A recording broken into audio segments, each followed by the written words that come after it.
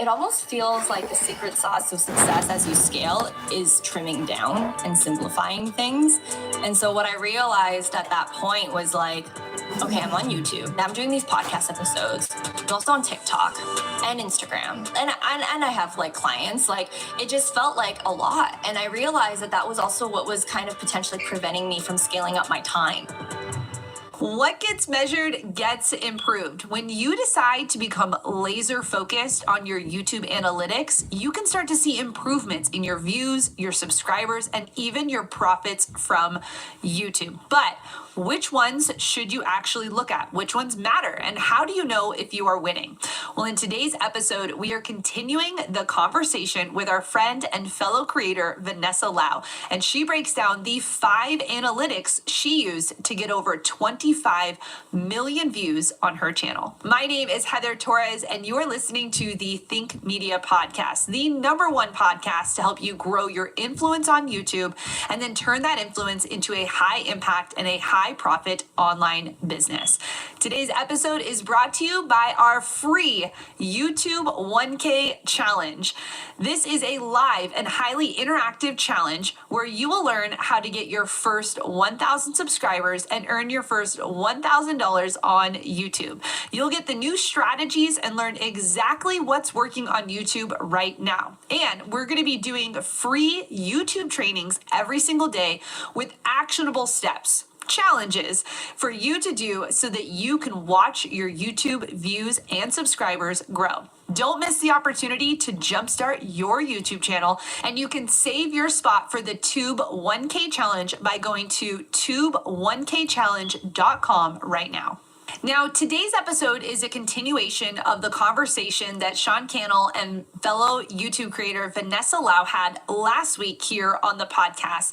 And she walked through what happened when her YouTube channel stopped working. Now, if you've not been introduced to Vanessa Lau yet, you must go and watch her. She's an amazing YouTube creator who started by working in a corporate environment, hating her job, and now creating a successful multiple 7-figure online business with over 500,000 subscribers and 25 million views on YouTube. She's building a thriving community as well as a team in her home office in Canada. So last week, Sean and Vanessa really talked about the emotional side of that dip. What happens when your YouTube channel stops working? And what should you do to get yourself back on track? And in today's episode, we're walking through the 5 analytics that Vanessa looked at when she started to see that dip, her YouTube channel breaking, and how she was able to overcome that. And also the analytics she was looking at in her business to see, was she really failing, or was this just something happening on YouTube? After that conversation, I'll come back on and we'll get into a couple of the action steps for you to take away from today's episode.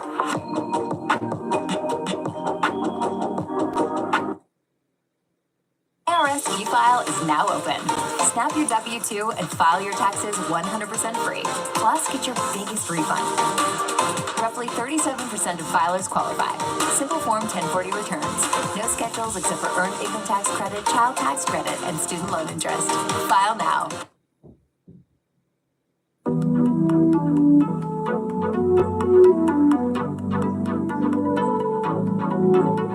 Are you ready to go beyond the basics of marketing? I'm Alan Hart, and this is Marketing Beyond, where we talk about the questions that spark change and share ideas that challenge the status quo. Join us as we explore the future of marketing and its endless potential.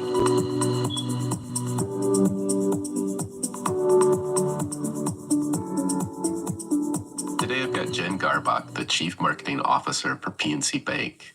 In this role, Jen leads a team of approximately 200 marketing professionals focused on brand and line of business marketing, paid and social media, direct marketing, and all digital marketing strategies.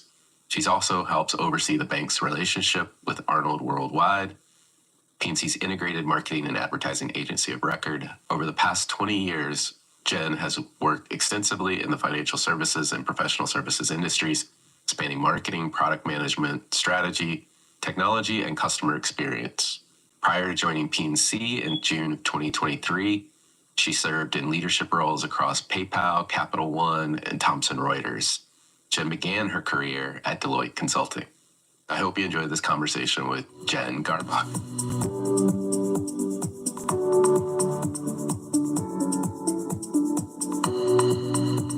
Well, Jen, welcome to the show.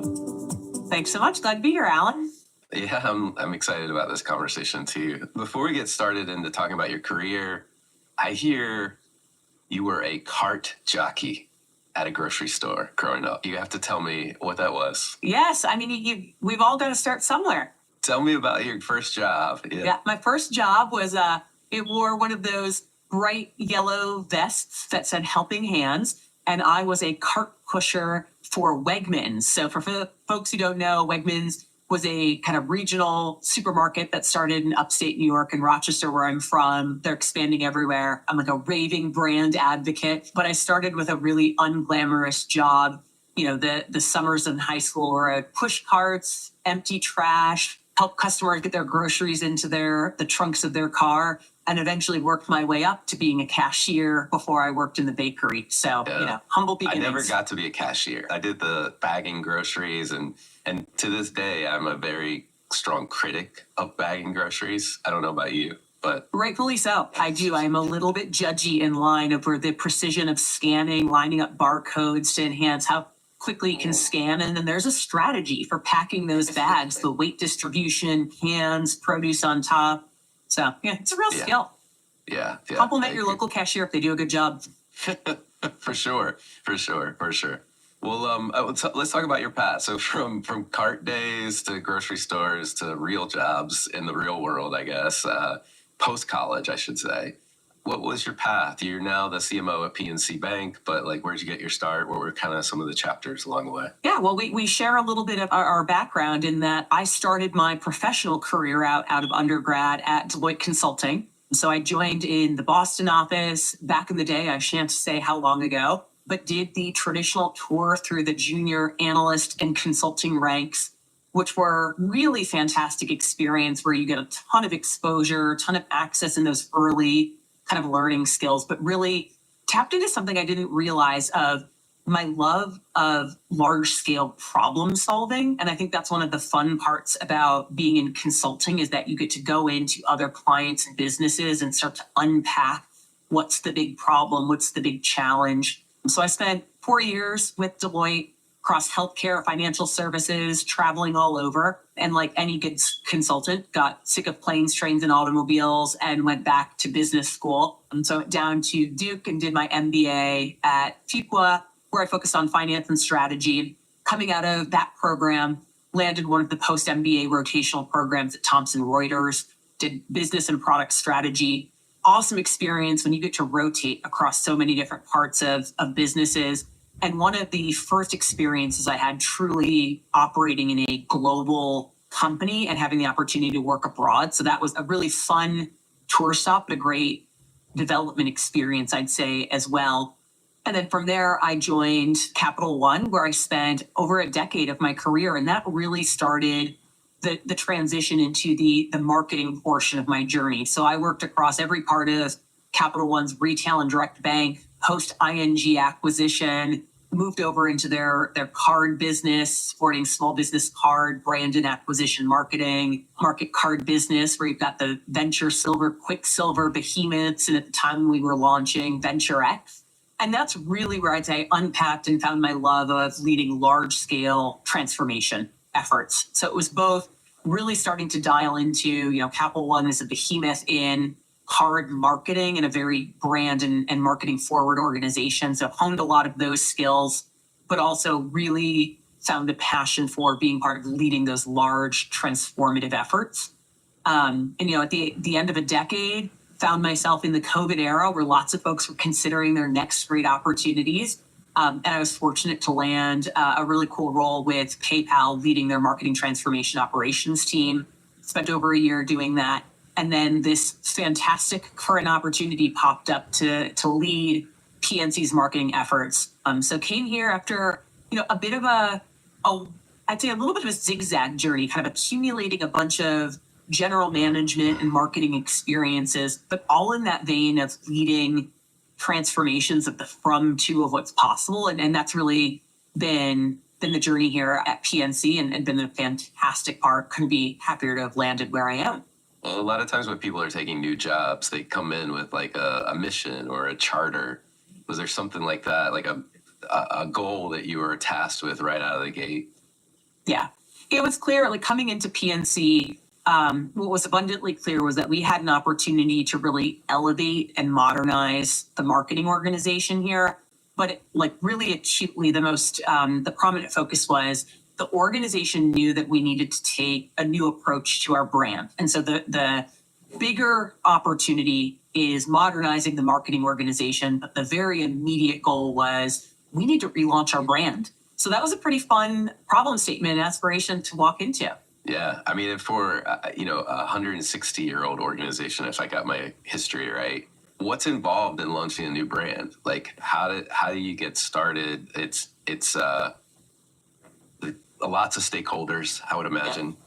So yeah, it's big. It's daunting for anyone who has been there and led through that. Launching a rebrand is not for the faint of heart. But I will say, first, it started with an organizational recognition that we need to do something different, right? PNC is the 6th largest bank in the U.S. We've been on a tremendous growth trajectory the last many years. We're a really stable, reliable banking foundation, but we're not quite, or historically hadn't quite been breaking through in the marketplace, signaling the national scale and capabilities that we bring to market. So the first thing is, I walked into a set of circumstances that were welcoming and ready to undertake this brand transformation. And then the second part of doing that was it starts with a really healthy dose of introspection, right? So coming in as a new leader, there was this beautiful kind of symbiotic need as I came up to speed on PNC and learned the stakeholders and the culture that allowed me to go on a listening tour, both just to learn about PNC as a whole, but use that as, my learning about how we talk about who we are as an organization and serve as some of the early insights that then led to, our new positioning, our new brilliantly boring branding. But yeah, it was a really fun opportunity, but it's one that really has taken a lot to unpack and sell in a pretty bold new positioning for us. Well, let's talk about the work. So it's got a tagline, I guess, for lack of a better way to describe it, brilliantly boring.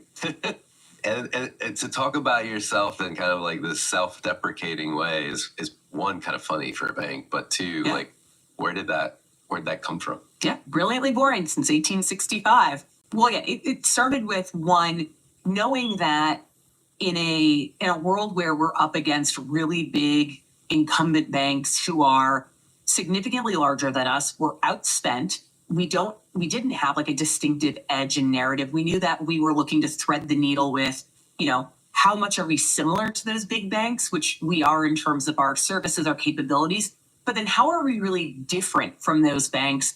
Some in the good, which is we're extremely relationship-based, we serve our clients really well, but some challenging. Again, we don't have the budgets, the spend to compete in that same way from a marketing standpoint. So how do we thread the needle and go right in the middle and say, our tactic to really differentiate is to tell a story about who we are that can't sound like any other bank that's out there. And as we went through, this listening tour with our executives, a lot of different team members, and asked about what makes PNC special, the two things that really emerged were, one, there's this empathy advantage. Folks talk about the real authentic commitment to building relationships, serving our customers and our clients in the truest form. And then there's this dialogue that would emerge around being true to ourselves, of our conservative risk profile, how we manage the business. And oftentimes people would end the interview with this little kind of shrug of the shoulders and be like, I don't know, we're just kind of boring. And it came up enough that hearing that as, a brand marketer, you're like, there's a nugget there. There's a real insight about how this being boring is actually our superpower. And so working with Arnold Worldwide, who's our agency of record, and our really talented team here, kind of turn that into nobody else is going out there telling some story about how they are a boring bank and how.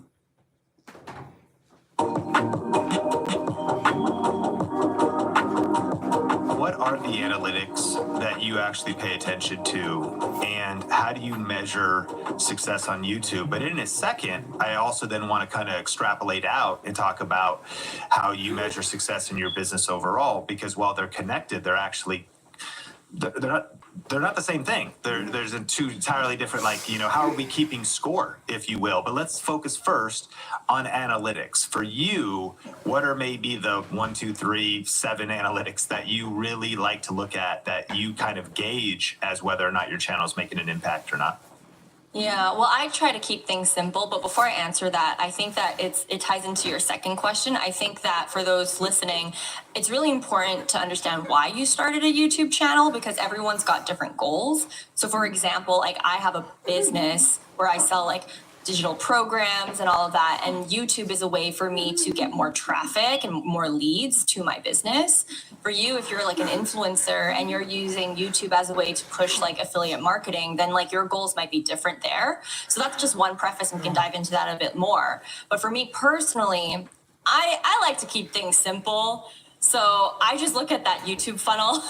That's when you go into your creator studio, you go to analytics, you hit reach, and then you've got that funnel. I really love the new creator studio layout, even though it tells you to your face how you're doing. And sometimes it can be painful and it hurts, but I do appreciate how it's laid out, because I think now more than ever, more than at least 2 years ago, it's actually a lot easier to understand what's actually going on in your channel. So when I talk about that funnel, when you hit that reach button, you're going to see this like upside down triangle almost. And it basically tells you like the top 5 metrics that YouTube actually like cares about. So the first one is impressions.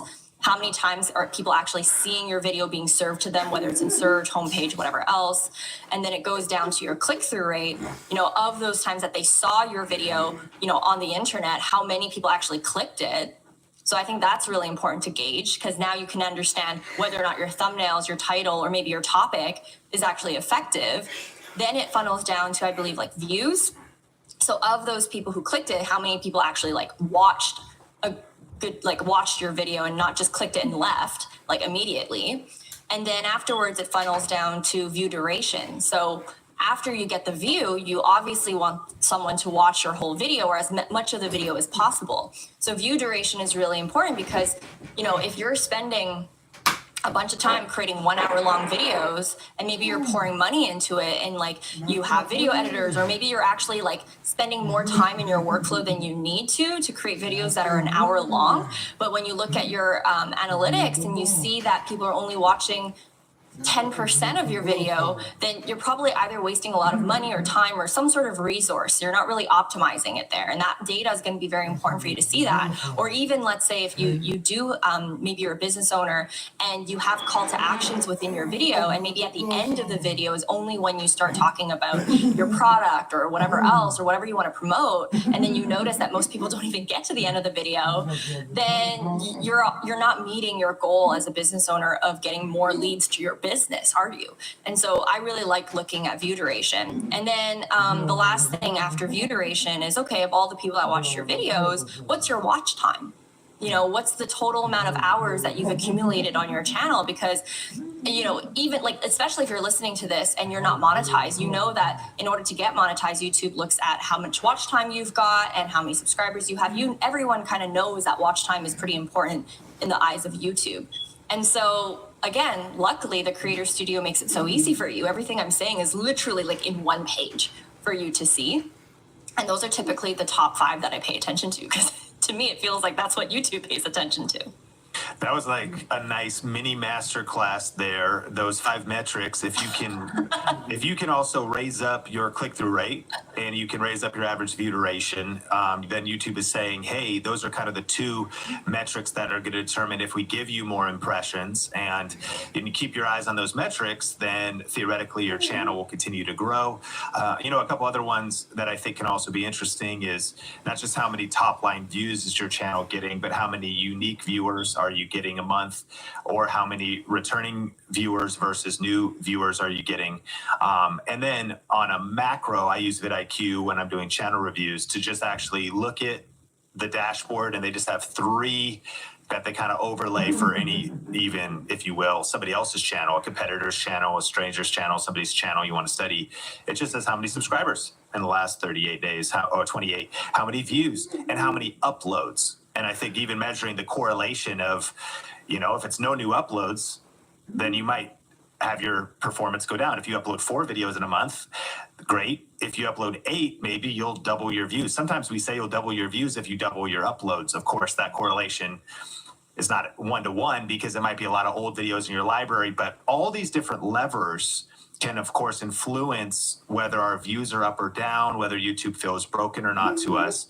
But I do want to pivot now because the health of your YouTube channel, quote unquote, may not actually signify the health of your business. And I do think that a lot of YouTube creators can become myopic by actually looking at what could be vanity metrics, because if you are not looking at your profit and loss as a business owner, essentially, or your income statement, or things that might be also harder to measure, but your culture of your team, once you start building a team, your own health, it'd be one thing I uploaded 20 videos this month and almost killed myself. So of course there's like all kinds of almost IQ, EQ metrics.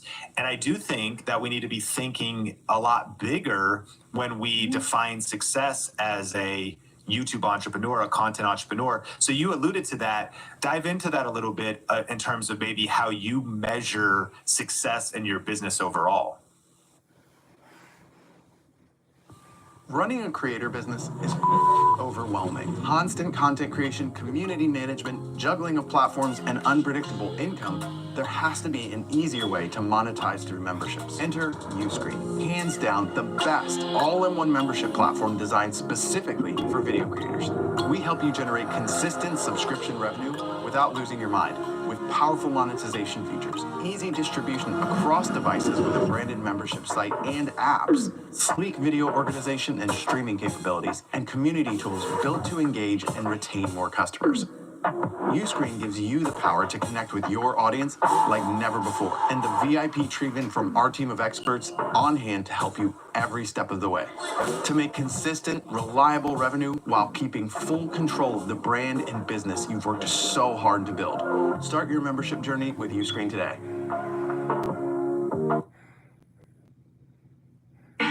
Transform your hair in one use. Première concentrée by Kerastase. With glycerin and citric acid. Removes calcium buildup. Repairs hair bonds. Visibly reverses hair damage. Première by Kerastase.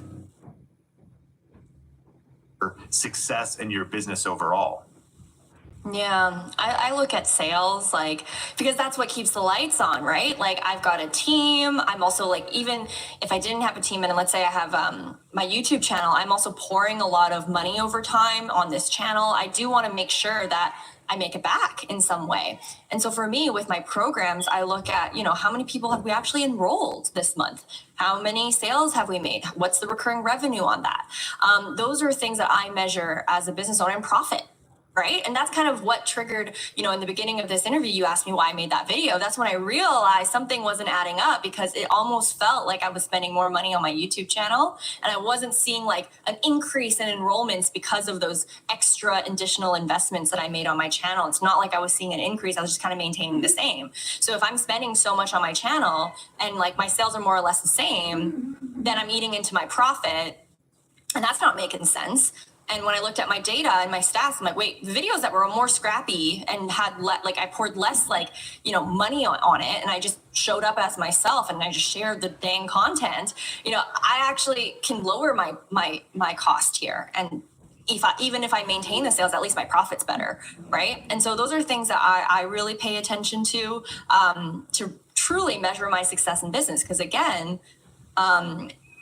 there's no mission without margin is what I like to say. If you have a big mission as a content creator or as a business owner, actually, you want to change the lives of so many people. I think at the heart of it, that's why most content creators start being on YouTube is because they want to share the things that they know about. They care about people. And if you're lucky enough that you're able to monetize that and you're also able to get paid from that, I think that's awesome. But you have to realize that in order for you to fuel your mission, you need to have margin. You need to have money coming in so that you can expand your team and create more content. Because eventually you might outgrow your own little one-person operation and you're not able to, let's say you work with clients, or let's say you sell products or whatever else, you're not able to do everything just yourself. And if you really want to grow your business, you got to have the money to be able to do that.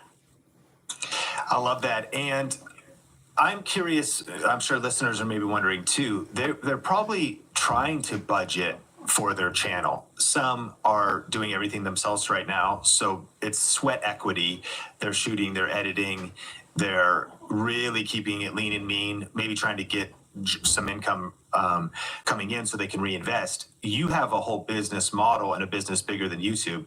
So you see this investment into YouTube, maybe into gear or team, but actually break it down for us. I'm curious, what are maybe even some numbers you were thinking about? What were you devoting towards YouTube? And then you hit this thing to say, okay, now I need to determine if this return on investment was worth it.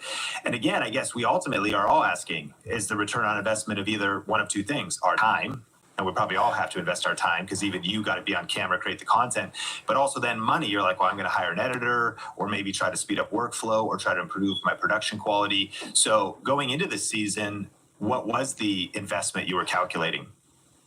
So it really started with my podcast, actually, because what I wanted to do differently with my podcast was I wanted to make it into a video form and post it on YouTube. So it almost felt like I was doubling my uploads on YouTube. And as a result of that, because I wanted the videos to have like all the fanciness, pretty much the same type of quality almost that I had for my YouTube videos, it almost felt like I was doubling my investment every month. So my invoice, let's say, would double because I doubled the uploads, right? And so there was like a number that I could see that clearly changed from before, and that made sense to me at the time. But then as I started uploading, I realized, wait a second, like my sales or my enrollments aren't necessarily doing any better. The views aren't necessarily like contributing much more. And also when I surveyed my audience, most of them weren't even paying attention to the videos. And so I had enough data to tell me like, oh, okay, this might not be working out. Now, another thing too, and the reason why it was clear to me that at least the way that I was doing it wasn't right, was I tested it for at least 3 months. So that's one thing that I think is really important for listeners to know is when you are implementing something new, you don't want to like judge the result based off of like the first 3 videos and like, okay, I'm going to stop this strategy because it's not working. You know, it might work, but you just need more time with it. And so for me, I think I did at least 3 months, like 3 to 6 months almost of content, and still not seeing a lift in much. And I did surveys and I polled people and I asked them, and it wasn't a considerable amount of, like, it just didn't make that big of a difference, if that makes sense.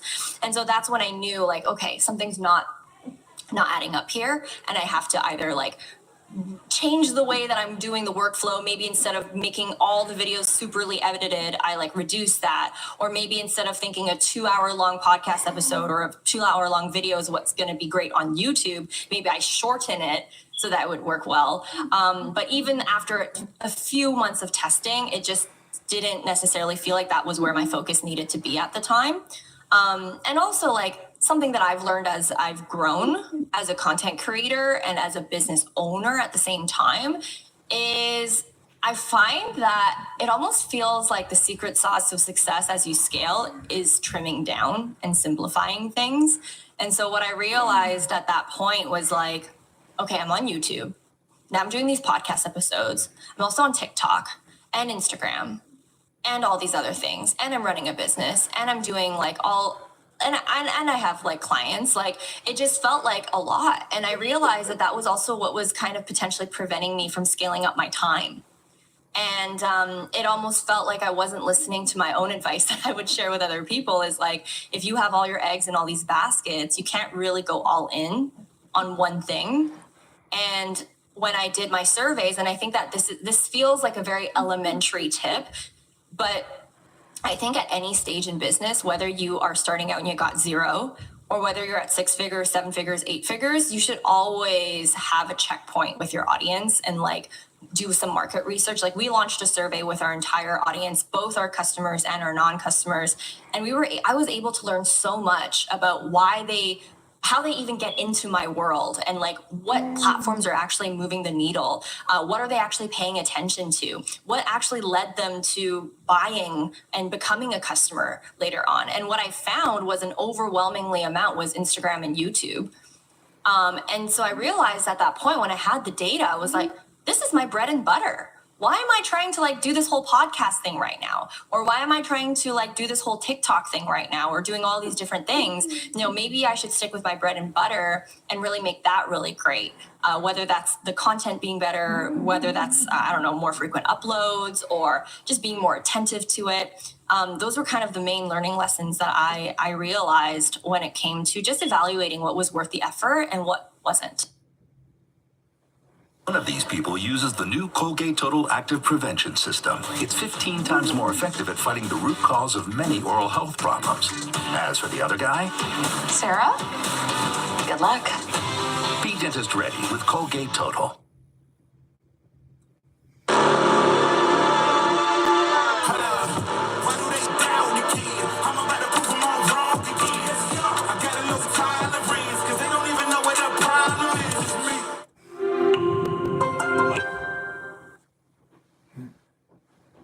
What wasn't?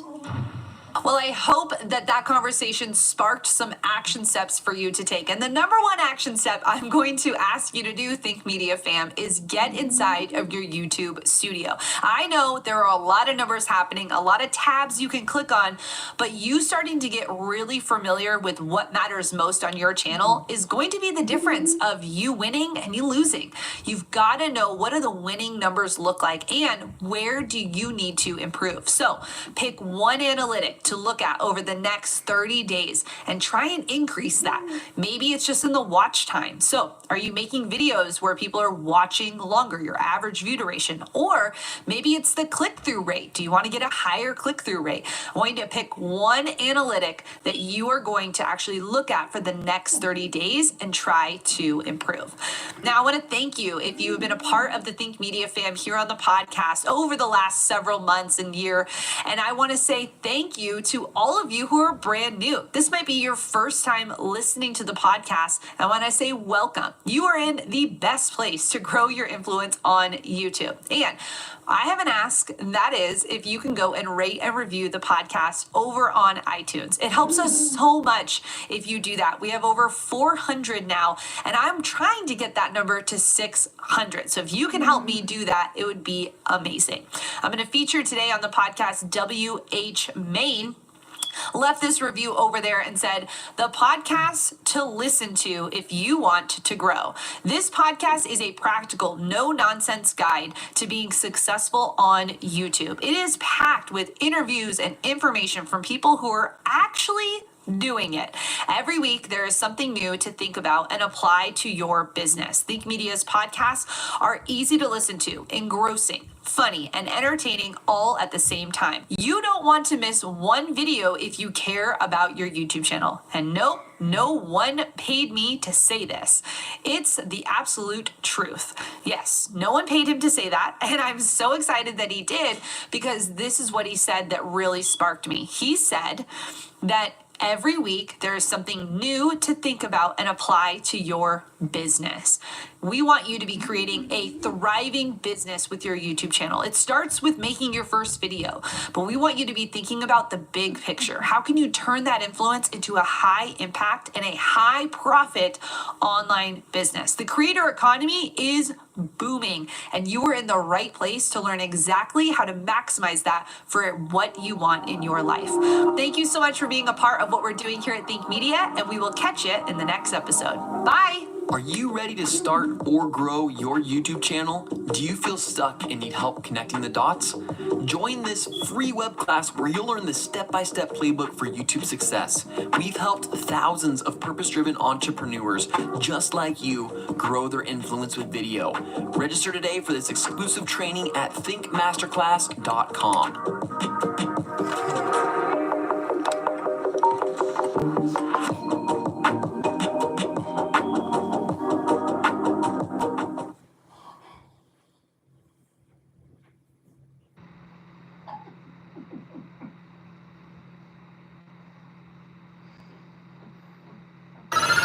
Taxes was taxing. Now taxes is relaxing when you file for free. I can file for free? TurboTax Free Edition. 37% of filers qualify. Simple Form 1040 returns only. See if you qualify at turbotax.com/free. I can file for free. Now this is taxes. File for free with TurboTax Free Edition and get the most money back guaranteed. Golden Oreo cake sticks. Enter soft mode. I tell you that so many content creators, when they get started, are so worried that it's going to fail. But the difference between the people that are succeeding and the people that do not start is the point of starting. Like, they succeed because they just kept going. It's a new year full of new opportunities and new possibilities, and maybe a new YouTube channel. But if you've been hesitant to getting started, this is the podcast for you. If you've been a part of the Think Media community and you've maybe been watching some of our YouTube videos or listening to the podcast, but you haven't made the leap to actually starting, I hope that this message encourages you. My name is Heather Torres, and I am the host of the Think Media podcast, the #1 podcast to help you grow your influence on YouTube and then turn that influence into a high income and a high impact online business. I am so fired up because we are kicking off the year here at Think Media with our free 5-day YouTube 1K challenge. Now, this challenge is going to help you learn how to get to your first 1,000 subscribers and earn your first $1,000 on YouTube. We're going to be breaking it down over 5 whole days of free content just for you to help you kickstart your year. You can register at tube1kchallenge.com. Now, if you're brand new to this podcast, I want to welcome you. Welcome to the Think Media family. You can subscribe if you're watching on YouTube, or you can subscribe wherever you're listening to this content on. We deliver a brand new, fresh podcast to you every single Tuesday, as well as bonus episodes that happen over on our YouTube channel, and some episodes hit the podcast on the listening app. So make sure you are following us all over the web to get all of the current conversations we have here on the podcast.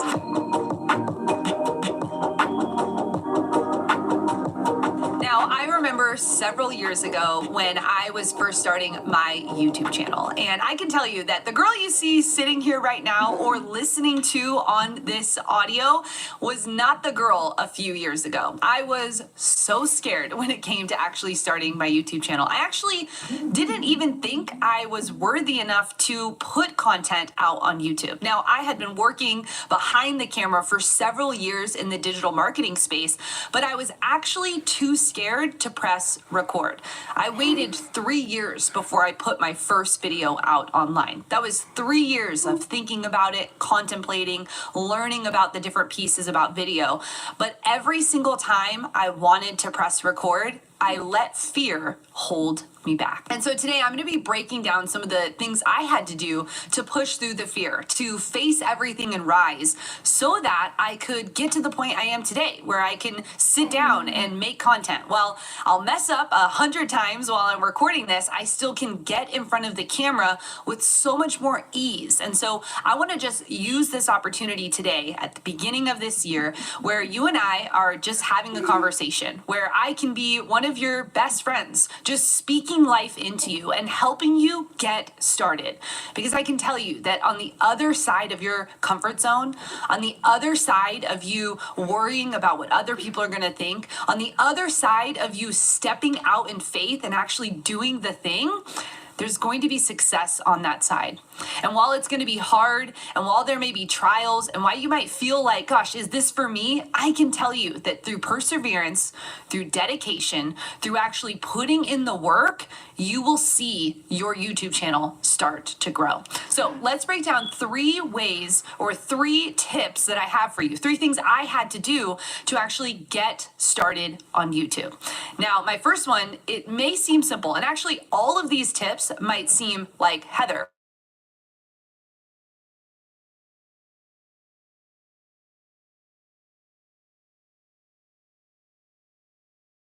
you need to start understanding the gear that you're going to use. Now, if you have a smartphone and you've been making TikTok videos or reels, or you've been filming your kids' soccer games, you already know how to use a camera. So I hope that I can eliminate the fear that you quote unquote don't know how. Let's make a plan and get yourself started. So here's a couple things that I had to write down when I started my YouTube channel. What do I need to learn this year to make this a reality? What do you need to learn this year? Like I said, maybe it's the gear. Maybe you need to understand, like, okay, I need to actually stand in front of the window, not with the window behind me. Like, that's something you should learn. Maybe I need to learn, like, where should the lapel microphone go, if that's what you're using. Maybe you need to learn, like, what setting looks good, like what background looks good, how should I make the lighting look good. Maybe that's what you need to learn. Or maybe something you need to learn is, like, how do I actually just get over my fears? How do I get and gain confidence? Maybe you need to put down watching things like Yellowstone or The Crown, and you need to pick up a good book by, John Maxwell or Lisa Revere. Like, maybe you need to actually be feeding yourself with things that are going to inspire you, rather than filling yourself with things that may not help you get to your goals. And I want to step on your toes. I like The Crown. I haven't watched Yellowstone yet, but I'm excited to. But that's not maybe where you need to be right now. If you want to do something new, you've got to try something new. If you want to do something different, you've got to change what you've been doing. So I want you to get out a piece of paper. I want you to get out a pen, and I want you to write down, what do you need to learn this year? In some future episodes that we have coming up here on the podcast, we're going to be pulling back the curtain and sharing a little bit about what we do here at Think Media, how we prepare ourselves, how we prepare our team, and really what our themes are for the year. And one of the things that we challenged each of our team members with is, what are you going to do to be at your best? What do you need to learn this year? And the second part of making a plan is, when are you going to make time? Now, if you know anything about Heather Torres or Think Media, you know that time management is something that has literally changed my life. I know it sounds crazy. You're like, really, Heather? A calendar changed your life? Yes. Because when you start putting your priorities first, when you start putting your dreams first, when you start putting on the calendar the things that you're committing to yourself, you'll start to see change happen. I really think that, like, show me your calendar and I'll show you where your priorities are. You don't have a calendar? Okay, what are we doing with your life? We need to get a calendar. We need to start understanding, what are we doing with the precious minutes that we have? Can I tell you that tomorrow is not promised? That today is a day that you can take action. So when you look back 6 months from now and you're like, nothing's changed, well, did you actually put in the work? When are you making time to do the thing? I know you might be working a full-time job. I know you might have kids at home. I know you might be caring for maybe an elderly parent, or maybe you have more than one job. But can I tell you that there are still minutes in your day that you can be devoting to your future? If you're just going through every single day the same and not actually making progress, then please don't look at me a year from now and say, Heather, I don't know what happened. I'm telling you, every minute matters. So when are you going to do this? And then lastly, in the make a plan, what is your education plan?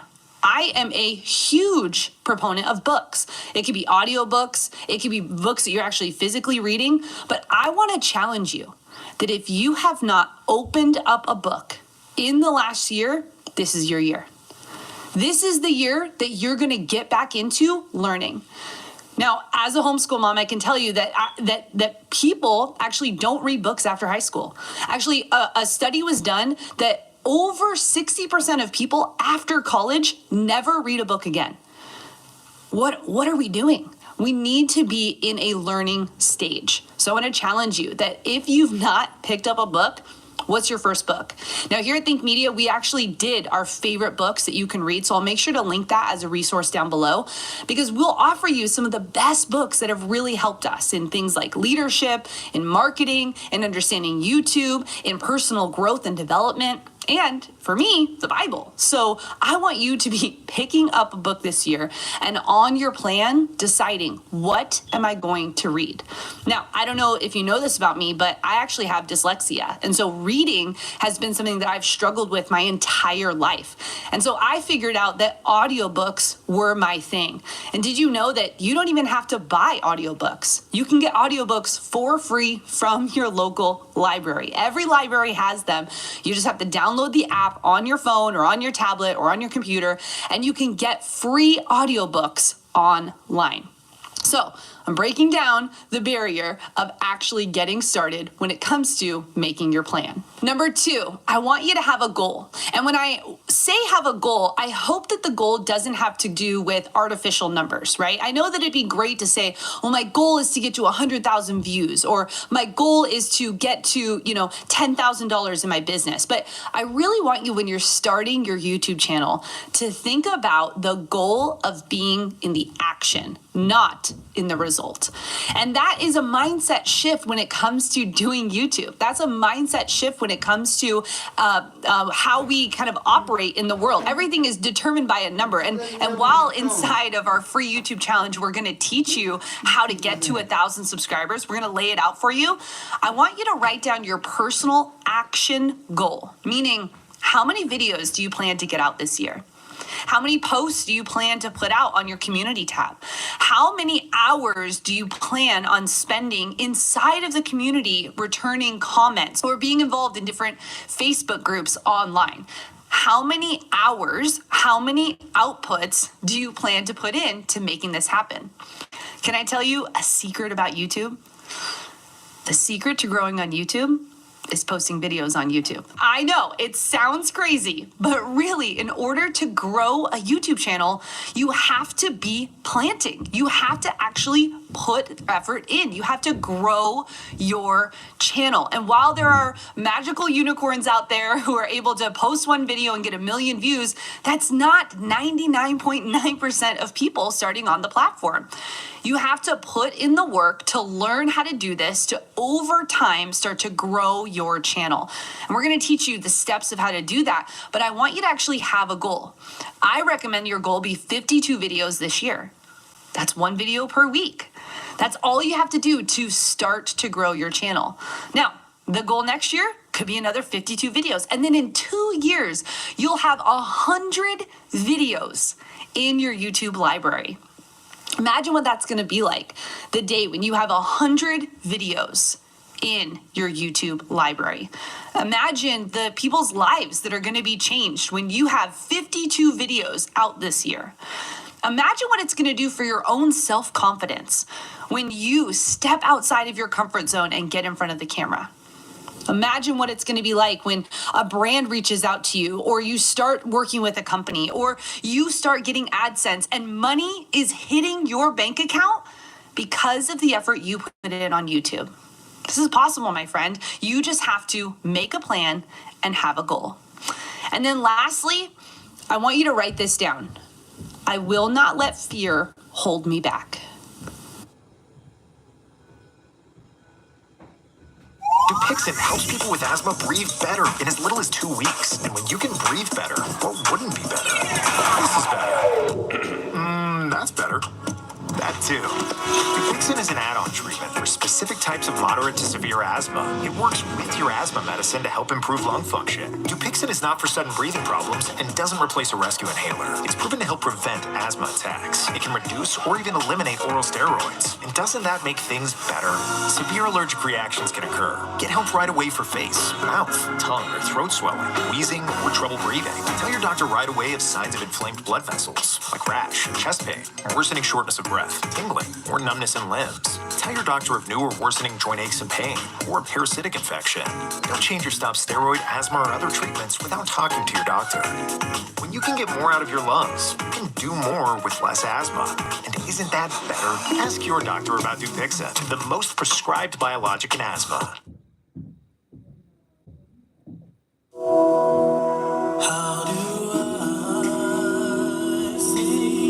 I'll admit, there were some bugs in my programming. It's hardly fair to blame me for that. hasn't changed. I will do whatever it takes to protect Katie. What the hell is this? You put me in this plastic Teletubby? Prove you can be trusted, maybe we'll give you an upgrade.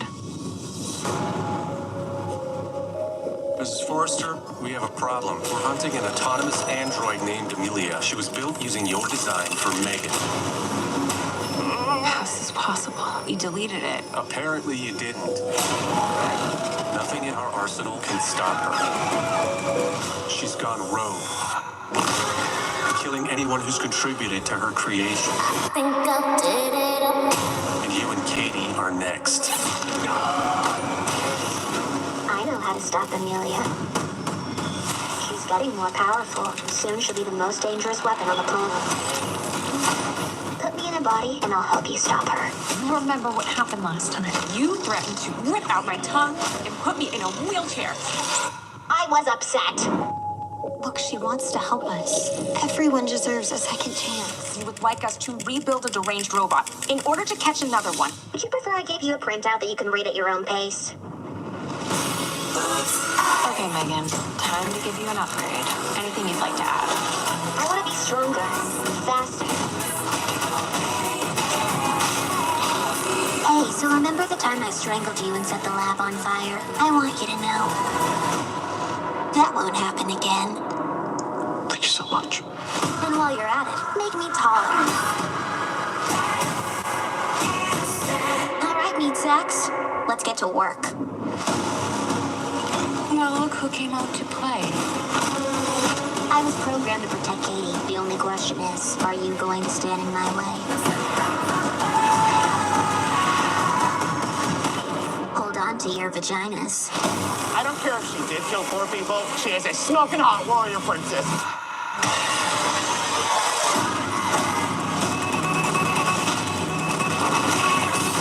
I'll make you a deal. You can kill Gemma, but don't touch Katie. Megan.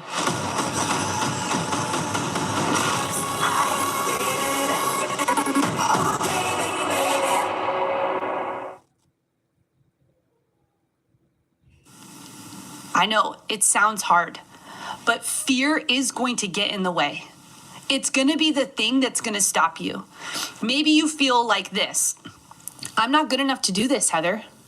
I don't feel skilled enough to do this. What do I even have to offer to the people on the internet?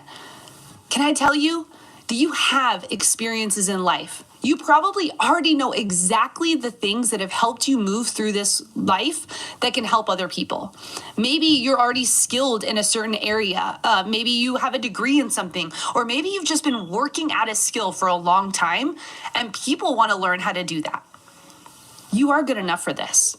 And actually, no one has to give you permission to even get started. You have to give yourself permission to mess up in public.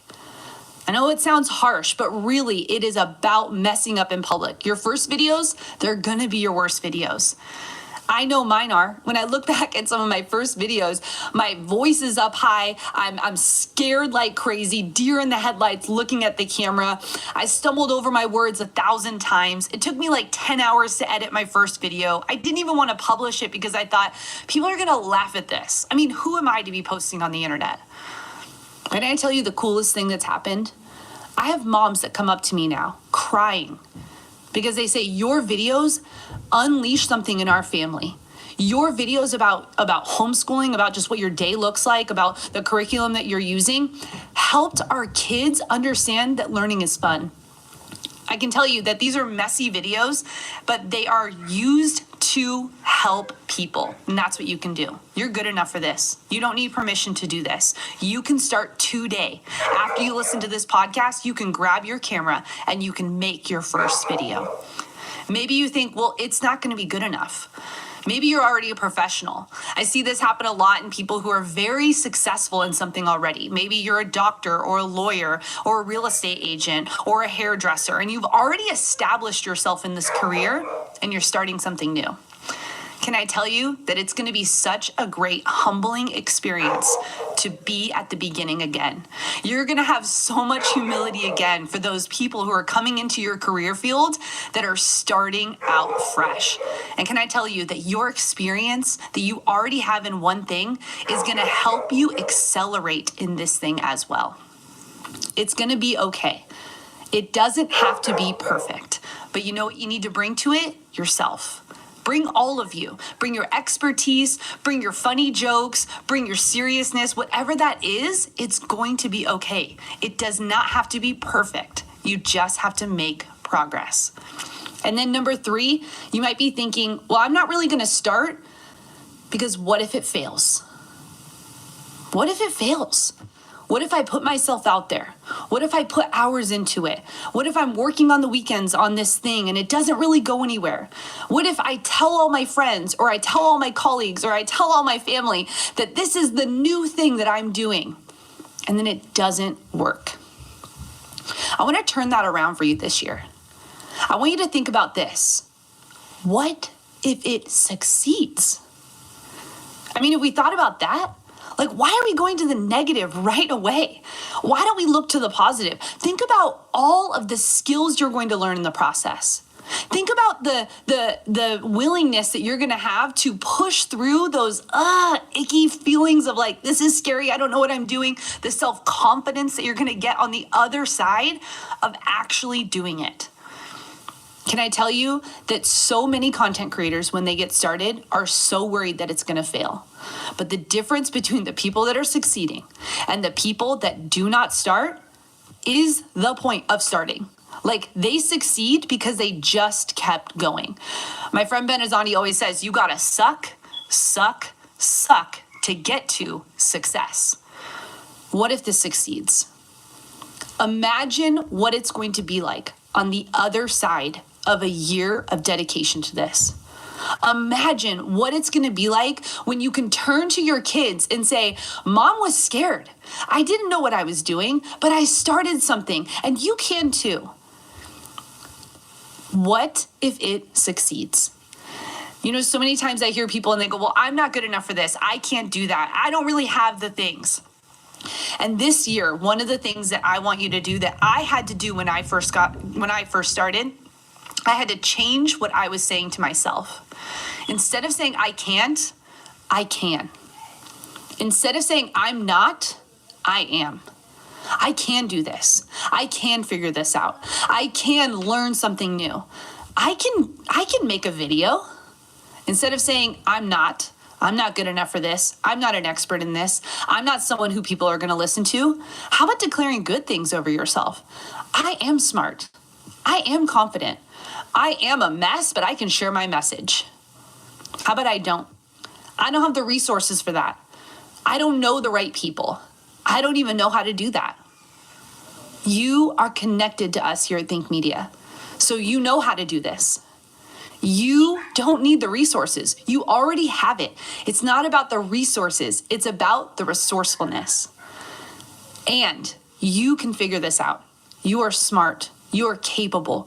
You are connected to a company that is willing to help you for free. All you have to do is subscribe to our YouTube channels, watch the videos that are coming out, learn from the experts like Sean Cannell, Omar Altakori, Nolan Molt, Tony Ariola, Melissa Caputo, Heather Torres. We've got a team of creators that are here to help you on your journey.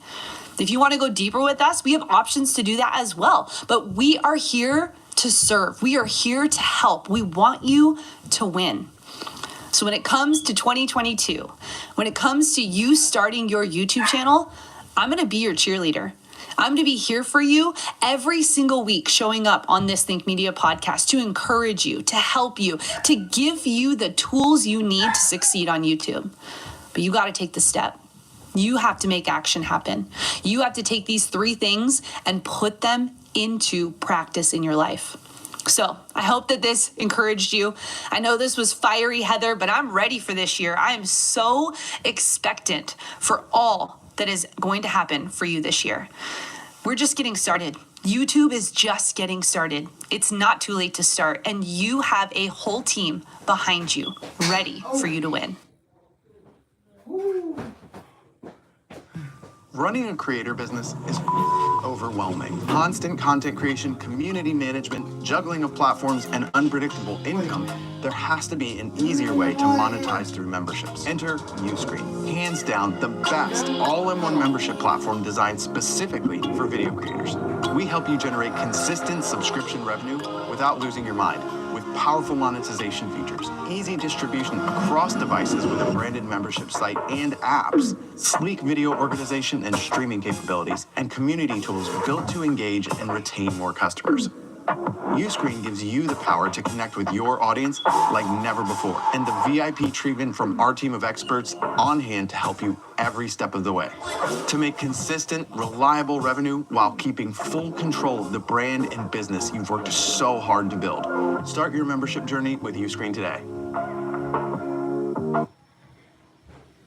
Reese's eggs are back, and we hit them somewhere you'll never find. Psych! We put them everywhere. Grocery stores and supermarkets, gas stations and chiropractors' offices, bowling alleys and grocery stores, which we already mentioned.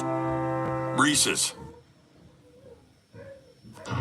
Well, I hope that that was an encouraging message for you. I hope that you're going to take action and get started. Let me know if you're listening on YouTube, what is your YouTube plan? Write it out, declare it. Let us all know so we can root you on and be your supporter. Now, if you are listening over on Apple, I want to encourage you to rate and review this podcast. Every time we get to see your comments, it encourages me so much to know that the content we're putting out, like the 5-part series that we just concluded, that it is helping you on your journey. Thank you for the kind words that you have over on Apple. And today I want to shout out JJ Peller. JJ Peller left this comment. Amazingly high value. I'm obsessed. JJ Peller, I'm obsessed too. I've listened to 5 episodes in the past 3 days. So much value. Thank you for sharing such amazing ideas and insights and strategies to help me, in parentheses, restart fast with YouTube as I relaunch my channel in 2022. Joyfully, JJ Peller. Well, JJ, I hope that this message today helped you restart that channel. I hope that you've got the conviction to get your channel going and to not stop this time, to make every single week a week that you are going to put out a video that's going to help people in the future. Thank you so much for being a part of our Think Media family, and I cannot wait for the upcoming content that we have for you planned for 2022. But if you want to continue this fire, you need to make sure you register for our free 5-day YouTube 1K challenge. This is going to be a challenge that we're going to be doing with tens of thousands of content creators online, from brand newbies to people who have already reached a couple 100,000 subscribers. But if you want to get started and learn how to get your first 1,000 subscribers, like what are the steps I should take? How do I pick my niche? And how do I actually get in front of the camera and start pressing record? What should I say in my videos? And then how do I release my videos? What should I be doing after that? We're covering all of that and so much more during this free 5-day Tube 1K challenge. You can register right now and invite a friend over at tube1kchallenge.com. Thank you so much for listening, and I'll catch you in a future episode.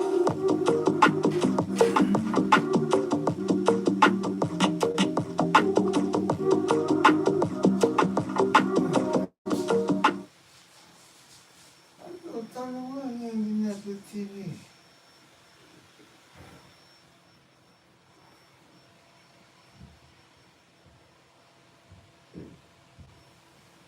So I think this is a major trend in 2022. It's saying, how long should content be? Yes, it should be all kinds of lengths. And I think that you have the opportunity to experiment with different content formats that meets people at different places on their journey. They don't have time to listen to today's 35-minute episode of the Think Media podcast, but when we trim out a clip and post it somewhere else, they get that nugget in 3 or 4 minutes, and you ultimately are serving more people. But remember, around the same value proposition. Welcome back to the Think Media podcast. Sean Cannell here, and it's a new year full of new opportunities and new possibilities. Super grateful to be hanging out with you today. Hope your holidays were amazing. Hope you're doing amazing. And if you happen to be listening to this episode sometime in the future, you're going to love it because there's a lot of tactical and relevant information for getting traction and growth on your channel. And we're going to get into that in just a second. But today's episode of the Think Media podcast is brought to you by Tube1KChallenge.com. Our next challenge is coming up soon. 5 days, 7 sessions, win an entire YouTube studio plus tons of other giveaways. Myself and the Think Media team are going to be there training daily, and it's entirely free. And so I'll share a little bit more about that with you later. But if you want to check it out, the URL is Tube1KChallenge.com. You can always check it out in the show notes as well. But with that, let's jump into the featured content.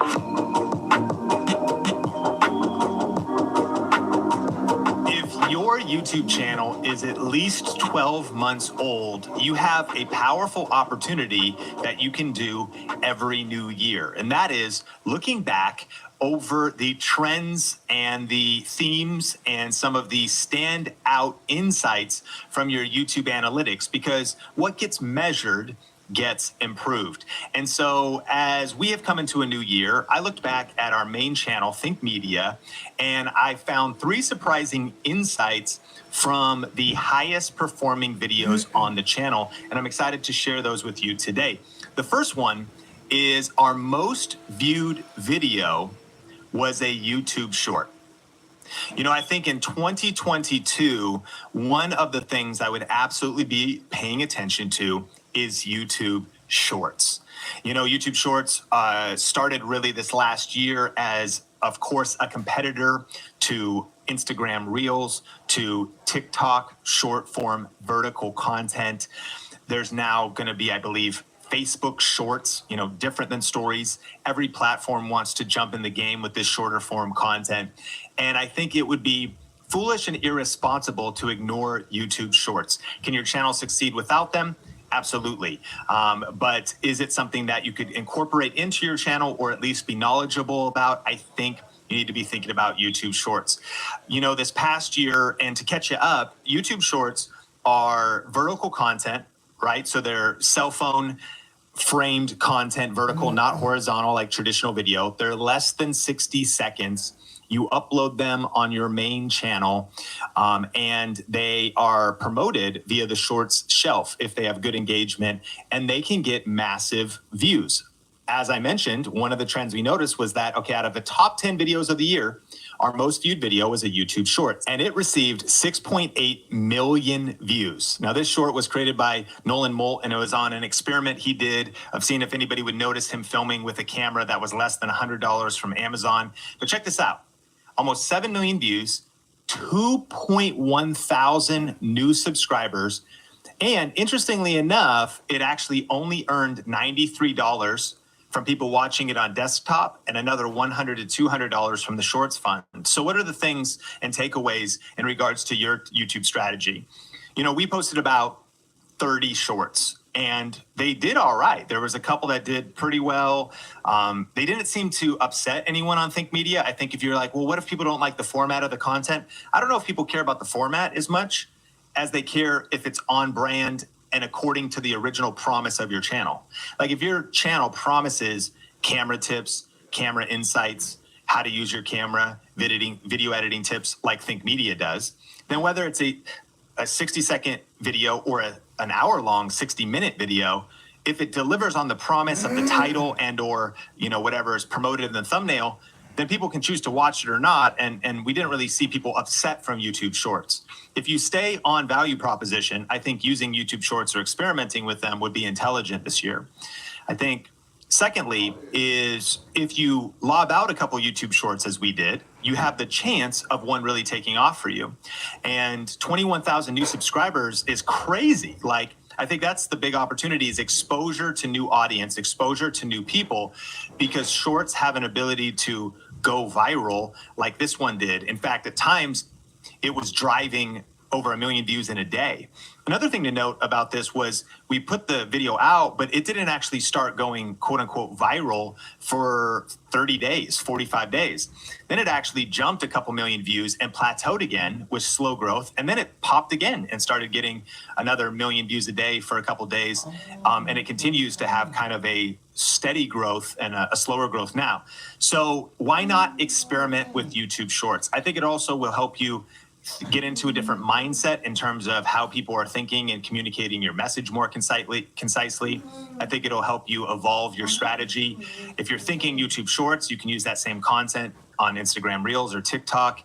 And it's something to consider. Do I think you have to do YouTube Shorts this year? No. Do I think it's worth considering? Yes.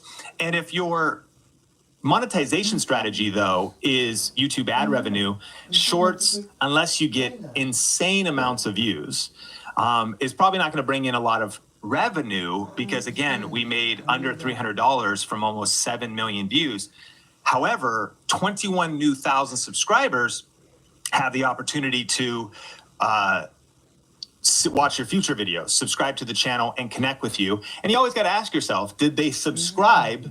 What did they subscribe for? If you experimented with a YouTube short that was off brand and they click subscribe, well, then you actually might be hurting your channel because the traditional YouTube videos you upload afterwards are not something that they want to continue to watch because they don't all stay in alignment. So do your best to keep it all in alignment, but why not experiment with shorter form content? And if you want more on this, definitely check out the show notes and the Think Media podcast episode with Chris Dew from the future. He uses YouTube Shorts, and he has a lot of longer form educational type videos talking about design, talking about marketing your video services and all kinds of stuff. And his YouTube Shorts, though, have brought massive new exposure, and some people have kind of gone deeper with them in business, and they're having great results with YouTube Shorts, and he shares a really powerful strategy on that. So if you see YouTube Shorts incorporated into your channel this year, then definitely don't miss that episode. Secondly, our 10 most viewed videos on Think Media. Watch this trend. Out of our 10 most viewed videos on Think Media, 3 were from 2021. So in the top 10, in 365-day period, only 3 were from last year, the year of their publishing. Now watch this. 3 were from 2020, the previous year. Another 3 were from 2019, and 1 was from 2018. So I'm recording this episode in 2022. One of the videos in 2021 that was in the top 10 was from 2018, and it received 842,000 new views just last year alone. So here is the big takeaway under number 2, is that 7 of our top 10 videos were not even from this year. YouTube is a marathon and not a sprint. And you need to be thinking about content shelf life and evergreen content. You know, I was able to learn from a YouTube employee, hearing him speak at an event, and there's an episode where I shared those insights. Of course, check out the show notes. A lot of powerful insights, but one of the tips he gave was he said, don't underestimate the power of evergreen content and ask yourself, what is the content shelf life of the piece of content that I'm creating?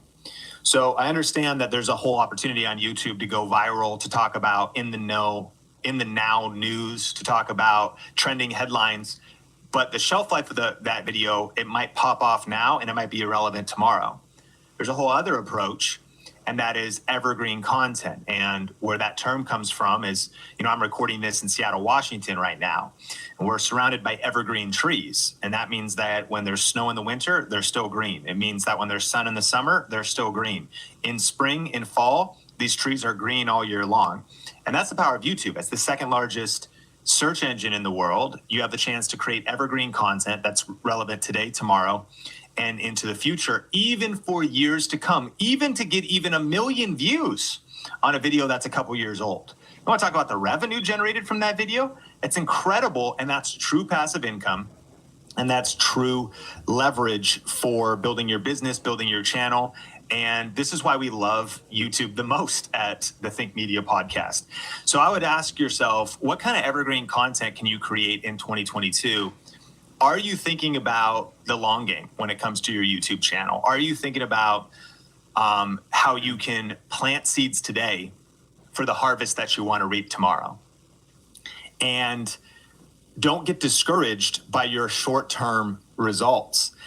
Our goal is to build a library of videos that rank in search and suggested and that keep getting views for weeks, months, and years to come. So whether we take a team retreat like we did around the holidays with the Think Media team in Las Vegas, whether I am hanging out with my son, Sean Bradley, and we're playing in the snow, whether I'm reading a book or working on improving our course, Video Ranking Academy, when I'm not making videos, the videos I've already made are working for me.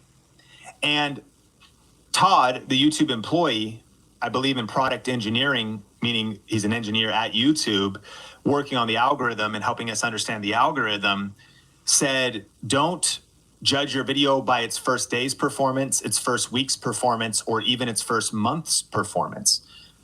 Don't underestimate the power of evergreen content. And what's interesting is even the YouTube short that we published proved that same point. It did not go viral on day one or even week one or even month one, but it started to pop off later. So I want to encourage you this year to commit to the discipline of creating the best content possible, getting 1% better with every upload, studying in depth our tips and our process. And this is one thing that the Tube 1K challenge is going to help with. We are going to be teaching 5 days on this very thing, because the amount of leverage you get from evergreen videos that keep getting views and keep getting subscribers and keep earning money and then keep whatever you want to do in your business. If you want to purely make a living as a YouTube entrepreneur, or you want to generate leads, get emails, get people calling you, get clients, grow your financial services business, grow your real estate business, start, partner with a network marketing company and connect with people and serve them with products, help them with their health. I mean, whatever you actually want to use YouTube for, there's never been a better time to be building your channel, building a YouTube channel. And so think about evergreen content is number 2, and think about the content shelf life this year, because I want you to imagine and look ahead that, 2018 was now 4 years ago. Are you thinking 4 years ahead right now? In the rush of hustle and bustle of 15-second reels, TikToks, and YouTube shorts, are you thinking 4 years ahead? Friend, that's the power of YouTube. And that's why a lot of people miss YouTube, because they miss and they focus on the short-term dopamine hit of some of the other platforms, or they miss the evergreen strategy on YouTube and they focus on the viral strategy on YouTube and they're trying to be Mr. Beast. More power to you if you can pull that off. But I just can't. I obviously get fired up. I could talk about this forever and think about like Larry, who's one of our Video Ranking Academy students. He has only been on the platform for 6 months. So it's not too late to start YouTube, meaning mid-2021, he started from scratch. He's only uploaded 16 videos, and he already has 53,000 subscribers and almost 1 million views. He's answering specific questions, but he's focusing on evergreen content, and he's focusing on making the right videos. But here's what's crazy for Larry is, even though he's had that much success in the first time, what happens 4 years from now for Larry's channel as he continues to post videos and work the strategy? So please, this year, think about what kind of evergreen content and content that you could create now that would be relevant 4 years from now. Because by the way, the people watching my video, it's still relevant, it's still helpful, it's still answering their question, clearly why it's still getting that many views. And so that's number 2. Now, we're gonna get into number 3. But if you love the Think Media podcast and watch this on YouTube, definitely smash the like button.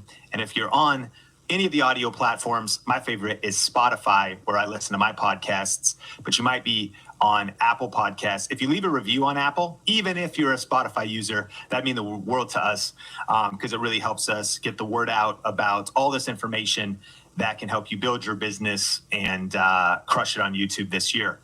But number 3, check this out. Our most profitable YouTube video was 44 minutes long this last year. So I studied the top 10 videos, and here's your homework. If you've been on YouTube, even not for a year, but if you've been on YouTube for a year, go into your YouTube analytics, select last year or select the last 365 days. And then right there on the homepage, you have your top 10 videos. And then ask yourself, what can I learn from these? What are the topics? What are the thumbnails? What are the average view durations? Which one made the most money? You're going to figure that out by going over to your revenue tab in your YouTube analytics, selecting the last year, and then looking at which one earned the most money. That's where I found this. And you can dig around in your analytics to study, okay, I should do more of that, or what can I learn from that to improve my strategy going forward?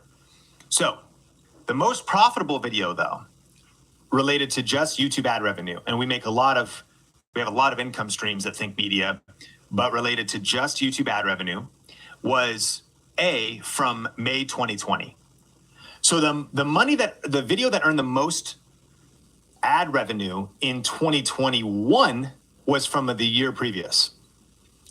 It earned $15,969, one video, and it didn't even come out this year. So by the way, you're going to get me back on the content shelf life and evergreen content point, but how powerful is that? Now watch though. Very high valuable training. We talk about TSS, teach specific skills. It's actually a video, it's about YouTube strategy. But one of the things that we included in it was 5 mid-rolls. And that actually means that there's multiple ad spots in the video. Now, let's talk about it. You might watch videos and you go, that's so annoying. And you go, okay, well, if you really want to watch the content, you're going to watch through it. And I completely empathize with you if you feel like it's annoying. I also think it's annoying that I have to watch ads on Hulu and in the middle of Yellowstone on Peacock, and I need to upgrade my membership so there's no ads. And that's what people's option on YouTube is as well, because they can pay for YouTube Premium or YouTube Plus or whatever it's called now, and you don't have ads anymore, which, by the way, the money still goes to the creator algorithmically. But why should Hulu get so much money when you, the creator, if you make an almost hour-long training and you teach somebody something that's super valuable that can change their life, why shouldn't there be a couple ad spots in it? And by the way, 5 mid-rolls in 44 minutes might sound like a lot, but I think that's one, it's like every 10 minutes, and one is at the very, very end. So you also have to notice the audience retention curve. A lot of people aren't going to see 4 of those or 3 of those, right? It's only if they watch the whole thing. And another thing you need to know about YouTube ads and YouTube mid-rolls is that they don't necessarily play. So it doesn't mean that all 5 are going to be quote unquote forced on the viewer. YouTube fires ads, triggers ads with somewhat of a mind of its own, because they want to still protect the viewer experience to a point. So this just gives you the opportunity to maximize the amount of ad placements. So again, if you're trying to grow your YouTube ad revenue, you might think I need to post 100 videos, and there's one ad at the beginning of every video. Or you could post a longer video. Here's a huge key that is really very valuable. And then there could be multiple ad spots in that video. And all I'm sharing is, again, trends that we noticed. One of the things too was that I went back, the video did not have that many ad spots at first. Once I had seen that it was proven that people loved it, that it continued to get views, remind you, it's over a year old. So here's another tip. What videos can you go back to in your YouTube library now in a new year and make changes to them like that? Can you say, wow, this video is performing well, and it only has 1 ad spot? I'm giving away 44 minutes for free. Hulu would never do that. And someone with YouTube Premium could pay to avoid these. And then someone who really wants this, like I think about Nolan Molt's Final Cut tutorial on Think Media. And if you're a Final Cut 10 user, we have like a 2-hour class on Final Cut for free on YouTube. Think about it. You don't have to pay to buy an online course. You don't have to go to LinkedIn Learning. You don't have to, get something. You can watch it for free on YouTube. And you could either subscribe to the YouTube Plus, or you can watch some ad spots every 15 minutes, which gives you a chance to have a break anyways. And so anyway, this is not a debate about whether or not you should do mid-rolls. If you don't want to, that's fine. But keep this in mind. One video, 44 minutes long, earned almost $16,000, didn't even come out this past year. And it was our most profitable YouTube video, which brings us to the question I promised you earlier. How long should my videos be? Sean, 2022, what is the secret length, the secret sauce, the secret answer of the ideal YouTube video length? From the data and from the research, I have the answer. Should I make long videos or short videos, Sean? And the answer is both.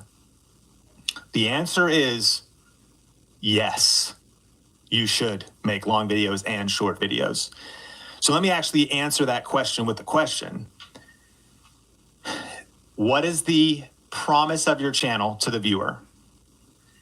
And with the video you're going to post, is that video delivering that value to the viewer?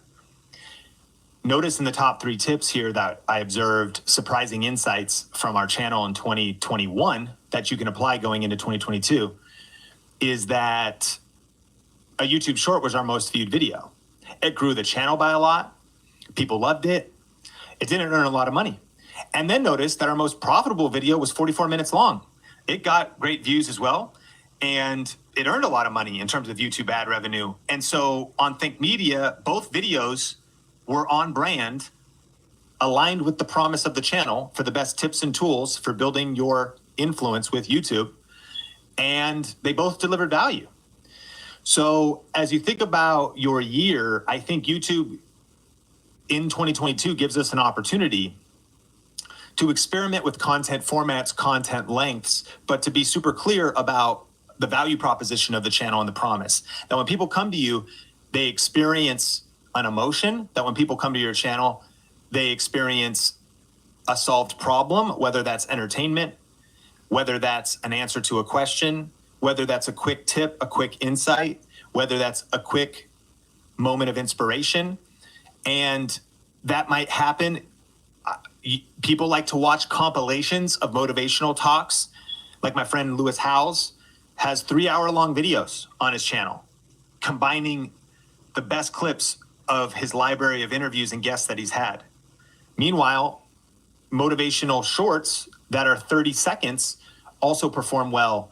And so I want you to be thinking most about the promise that you're making to the viewer this year, and be then thinking about, how can I experiment with YouTube Shorts?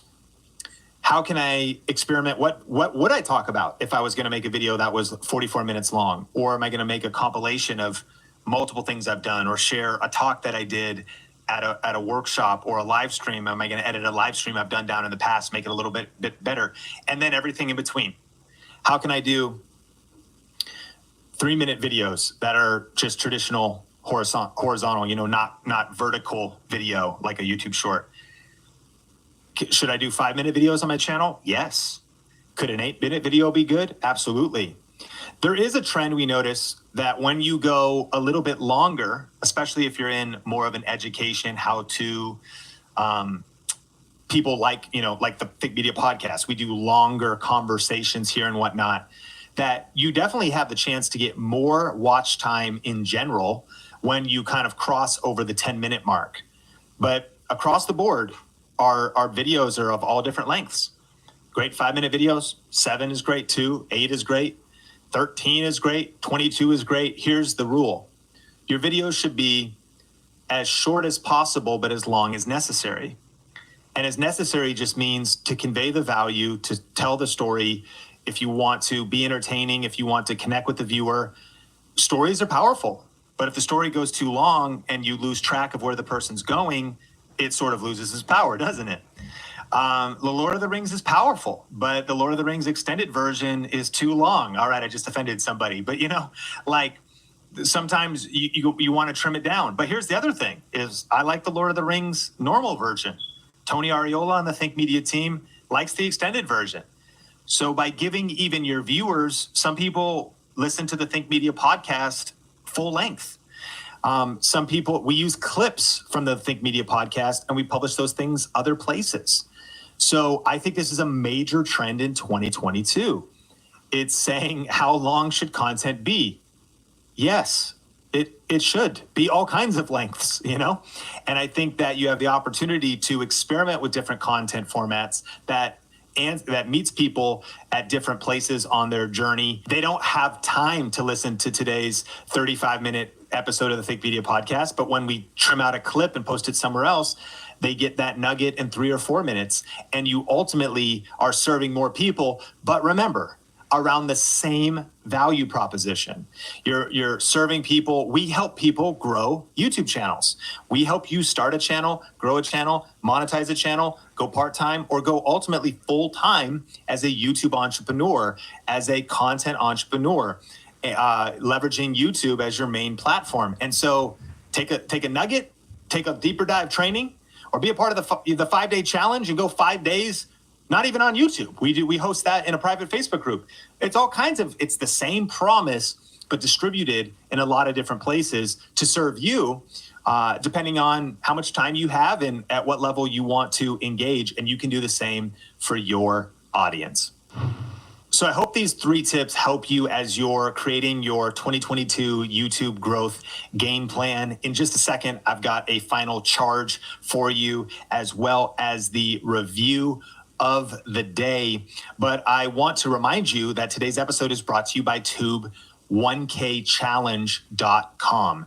The Think Media team and I realize that if you really want to grow your YouTube channel, sometimes you need a period of focused intensity where you really shut out distractions and you don't just listen to one podcast or watch a YouTube video or consume some random information, but you set aside some concentrated time to really build momentum on your channel. And we are doing a free 5-day challenge, 7 total sessions, and it's all about how to get your first 1,000 subscribers on YouTube and earn your first $1,000 on YouTube and beyond. It's happening January 24th through the 28th, 2022, and you can register for free at tube1kchallenge.com. Every session, we give stuff away, cool tech, tools that will help you create content. Plus, we're giving away an entire YouTube studio. Myself, Tony Ariola, our VRA director, Heather Torres, Melissa Caputo are going to be on there. We might have some guest appearances from some of the other Think Media team members. We have some students in our community sharing their insights, their surprising insights for growing their YouTube channels in some of the sessions as well. And it's going to be absolutely incredible. If you would say, I want to stop dabbling on YouTube and I'm ready to start dominating. I want to stop just kind of being half-hearted in this thing and I want to go all in. One of the reasons why it's called a challenge is because every single day there's going to be something for you to do. Every day there's going to be something to learn and there's going to be something to do. And it should be challenging. And so I would encourage you, don't sign up if you don't want to really win on YouTube and jar yourself out of the status quo this year. Like if you're not ready to just lean in, take notes, and not just consume some information, but implementation, but actually apply some of the things you're learning. Because we're obsessed, friend. We want to help 10,000 purpose-driven people create a full-time living doing what they love while making a difference in the world with YouTube. There's never been a better time to do it than now. I shared Larry's story earlier. It's not too late to start. The creator economy is estimated to, by the end of this year, be evaluated at over $100 billion. That means there's a piece of that for you on the other side of taking massive action. So this challenge should be jarring, shocking, and it might be a good time to shut aside, to push aside Netflix and Peacock and Yellowstone and Selling Sunset Season 4 or whatever we're on now, and just take a few days. Imagine just taking a week to build massive momentum this year that could be life-changing for you, your family, that could trigger growth in your channel, help you reach that first milestone or of 1,000 subscribers or grow beyond that, and then scale to the moon. Because this is the fastest growing small business type, being a content creator, Signal Fire revealed. But of course, it's also highly competitive. Who doesn't want to build a life and a business on their own terms or be able to work from home? And so you're going to get tactical, actionable information in this free challenge, I want to encourage you, join Heather Torres and I, tube1kchallenge.com, as well as the Think Media team. And we can't wait to hang out with you. It's on like StreamYard, and we'll be able to see you in the comments and answer questions. It's going to be a lot of fun. And if you've never been a part of one, you're not going to want to miss it. It's hard to even describe the energy and the experience that tube1kchallenge.com is. The review of the day is from Upset Citizen of Earth, and they said, "This is the only business podcast that I listen to. I love the variety of business advice you give. Your podcast has helped me center my focus on what's important and a priority for my business. It's amazing how I can listen to the podcast and watch it on YouTube. God bless you."